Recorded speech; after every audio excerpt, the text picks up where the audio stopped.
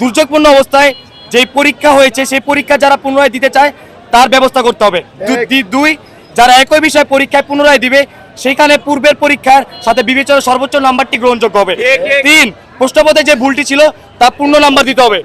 4, শিক্ষার্থীরা যেহেতু বর্তমানে অস্থিতিশীল অবস্থার মধ্যে দিয়ে সময় পার করছে, সুতরাং স্থিতিশীল হওয়ার জন্য শিক্ষার্থীদের কিছুদিন সময় তারপর পুনরায় পরীক্ষা চালু করতে হবে। 5, হঠাৎ করে প্রশ্নপত্রের ধরন পরিবর্তন করায় বিগত আমলের ধরনের তুলনায় অপরিচিত, সুতরাং সেই দিক খেয়াল রেখে প্রশ্নের নাম্বার বিবেচনা করতে হবে। 6, পরীক্ষার সময়কালীন সচেতন গার্ডের নামে শিক্ষকগণ যে কঠোর পদক্ষেপ নিচ্ছেন এবং বিভ্রান্তমূলক আমাদের আচরণ করেন, এতে পরীক্ষার সময় শিক্ষার্থীদের ভীত এবং অস্বাভাবিক হয়ে পড়েন।